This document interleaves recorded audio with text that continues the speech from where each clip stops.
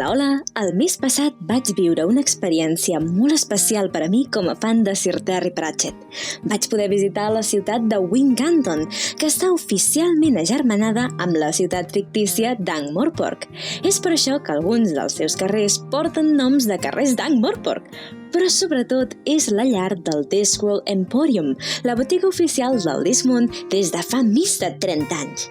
Actualment ja només es pot veure aquesta fantàstica façana perquè no està oberta al públic i només funciona online. De tota manera, jo estava encantada de veure-la, però això no va ser el més emocionant del meu viatge. Vaig poder entrevistar ni més ni menys que l'escultor Bernard Pearson, gran amic de Sir Terry i fundador, junt a la seva dona Isabel, del Discworld Emporium. Hello, Bernard. Hello, dear heart. And thank you so much for sharing a few grains of your hourglass with me. Grains of my hourglass. Yes, indeed. They are running out very fine. Yeah. So Terry Pratchett used to say about the Discworld Emporium, they don't get it right all the time, but they get it wrong better than most. And that must be true because you spent 25 years working closely with him. But how did it all begin? And what's your very first memory of Sir Terry? It began almost by accident, like all good things do, in that my wife Isabel, who is much cleverer than I am, and was listening to radio, and she heard a play that was from one of Terry's books. It was Guards, I think. And she really enjoyed it. So then she got the book. Now, at the time, we had a very small company, and I was manufacturing things in clay, mostly in clay, but sometimes in what is known as polymer resin, in fact, plastic by any other name. And of course, with that material, you could do anything. And I was a good craftsman, and I had some good craftsmen working with me. So the upshot of it was, Isabel listens to this play, and she said, this is really good stuff, And she gets a book and takes it through to me, and I said, is it Tolkien? No. Is it the Mabinogion? No. Is it the Wells of Taliesin? Is it any of the great European traditions in historic work, fiction, legend? No, darling. It's by a writer called Terry Pratchett. Oh, put it down. Every man has a weak spot. But every man has a weak spot. And in a small house, a busy house, with children growing up, then there needs to be a place of contemplation. In a rich man's castle, it might be a chapel. In a poor man's hovel, it was the outside lavatory. But it was mine. That's where I went. And I could smoke my pipe in the days when I smoked. Smoke my pipe and sit there and contemplate the world. And I had a small but discreet bookshelf. My dear wife takes all the books away. Just leaves one. Terry Pratchett. And it was the first Terry Pratchett book, and it was the first Terry Pratchett book I wrote. And I said to Terry Pratchett many years later, Terry, you're responsible for two things in my life. One is a modestly successful income, and the second is piles, because I stayed on the lavatory for so long reading your bloody book. And once I'd started, I couldn't put it down. Then we got all the other books. Well, we had an agent sort of bloke, sort of the guys, they're the reptiles of the creative world. They slip around the place looking for business and looking for deals. But this particular one, he came up with the idea. He said, look, if I speak to Terry Pratchett's agent, we might be able to arrange a meeting, and there might be something that you can do based on Terry's books. Well, I was not at all, I wasn't happy with it originally. I mean, you see, it's one thing to sculpt a dragon. Yeah, and I sculpted dragons from that size to that size. And you could create this. And because it was produced in resin, as opposed to ceramic, then you could create it to look like metal, wood, whatever you wanted. But it's one thing to do that, because nobody can say to you, "So sorry, dear boy, but that dragon is wrong." You see. But when there is a living author who has created a rich array of characters, then they can say to you, "Here, fat man, you've got that bloody wrong, haven't you?" So it was a bit of a responsibility. But anyway, to cut a long story short, I ended up in a cafe in Covent Garden on a very hot day, having had a briefing from Terry Pratchett, and I'll send you by email the little drawing that Terry sent me of this character, Rincewind. And it'll show you how I got this from Terry's drawing, very brief drawing. Terry was a very good artist. He was a brilliant cartoonist. So anyway, the upshot of that is I'm in Covent Garden Market, and I'm on my own. And I see this character sitting in the corner, and I'm told what he looks like. We hadn't actually met. So I go, "Are you Terry?" Now I've got a tin box about so big with this model in jeweler's wax, which is wonderful to sculpt in, but on a hot day is very easy to bend. So I've got this in jeweler's wax. I'm showing it to Terry Pratchett. Now I'm deaf because of my days in the army. I'm deaf. There is a German Umpa band playing not 5 meters away. And it's me trying to look at Terry to find out what he's saying. And Terry has got a lisp. And if you try and lip read, because I'm very good at lip reading, because I'm deaf, so I'm quite good at lip. If you're trying to lip read someone who's got a lisp, it's nigh on bloody impossible. But anyway, we reached an understanding that he liked this. And so I said, "Well, can we produce it?" And yes, he said, "Well, we'll leave all the details to the lawyers and whatnot." No, we didn't have lawyers. So I said, "I don't have lawyers." And he said, "Actually, neither do I, Bernard. Well, I have, but are you going to make what I want you to make?" "Yes, Terry." "Well, I want some money for it." I said, "Yes." He said, "I'll have 10% of everything." I said, "That's fair enough." He said, "I want one sample of everything, and nothing is produced without me saying it's okay. Is that all right?" "Absolutely, Terry, you've got it." And if he'd asked for my eldest daughter's hand in marriage, I'd have said yes. He said, "Is that right?" I said, "Yeah." He said, "Put it there." We shook hands. And that was it. No paperwork. Wow. No paperwork for years. Just the understanding that I would do, I would read, I would imagine, and then from what I imagined and what I got from him, because we would visit.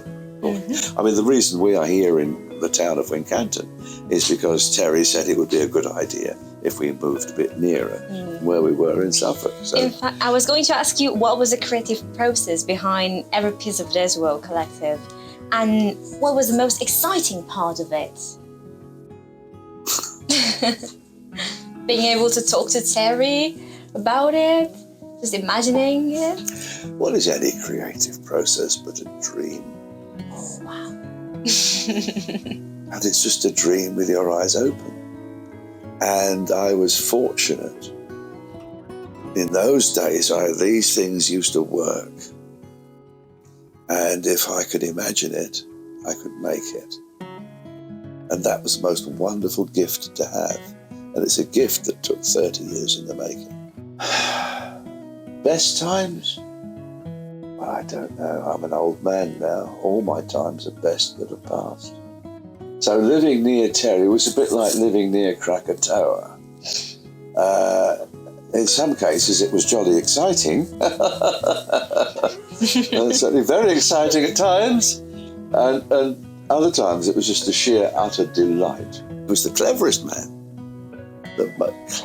man I've ever come across, and in some cases the wisest, but he could also be the naughtiest.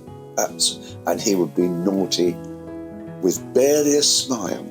But we had a great deal of fun with Terry. And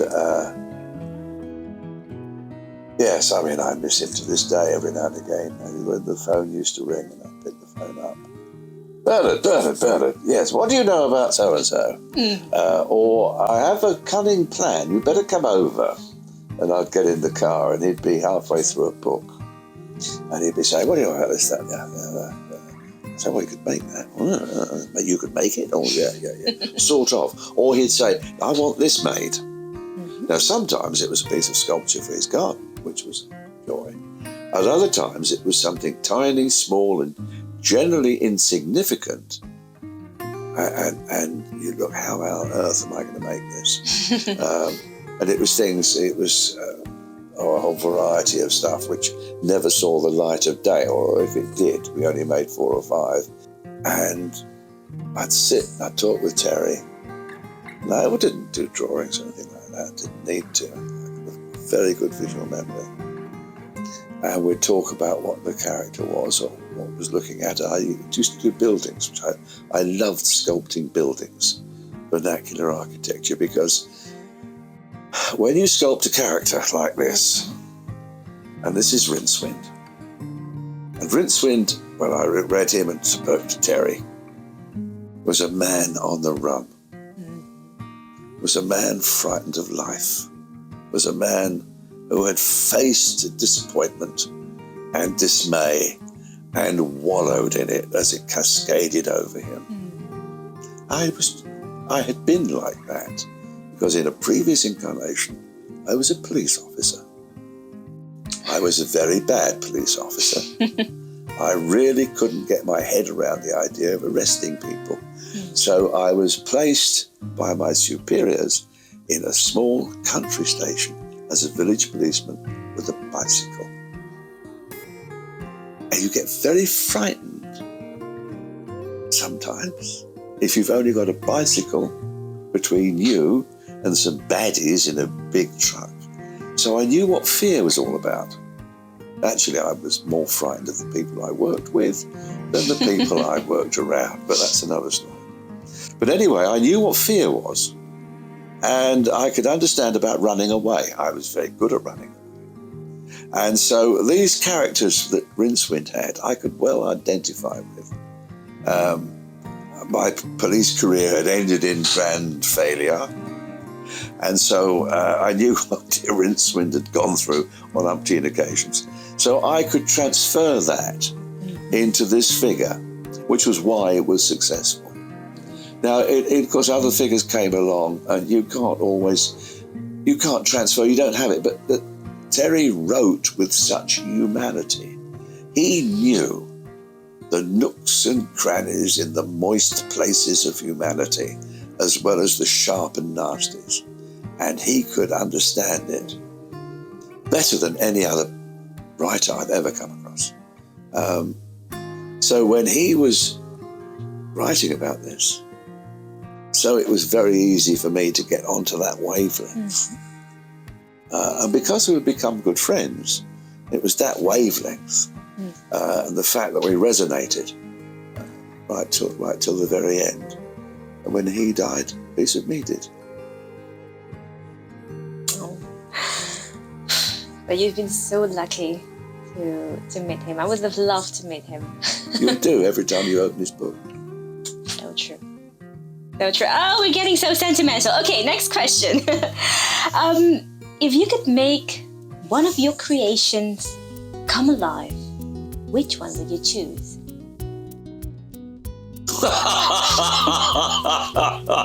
Oh, God.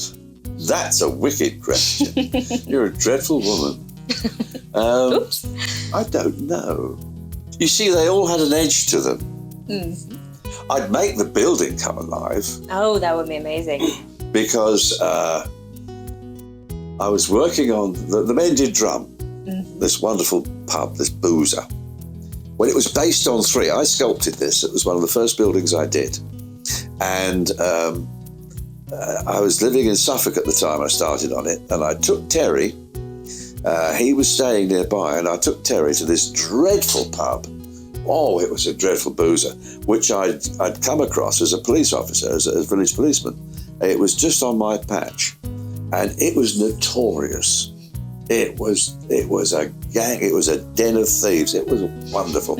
And you could drink there till 4 a.m. But the thing which was really absolutely amazing was its lavatory.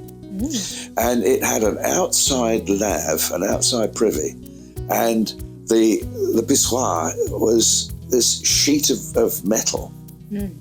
And as gentlemen stood to salute the Queen and pay homage, because you only ever rent beer.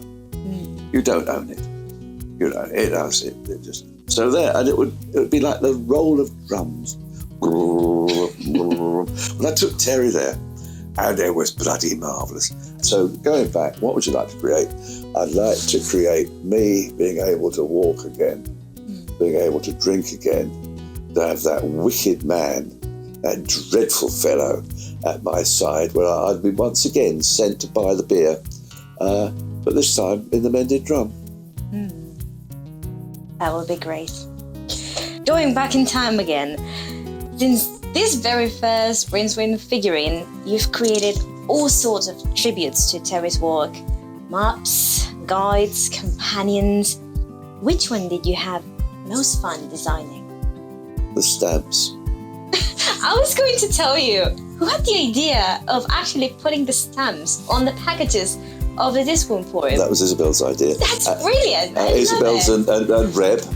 Isabel and Reb, we're partners. Well, they now run the business. Ian Mitchell and Reb Voice, they run the business. But it was Isabel and Reb who were as thick as thieves. They're naughty girls. They're naughty, naughty, naughty girls. And they came up with the idea of using excess stamps to put it in. The stamps have been probably, historically, the most successful thing that ever came about by a joke. And it was Terry wanted a joke, and we did some stamps. And that was the beginning of it.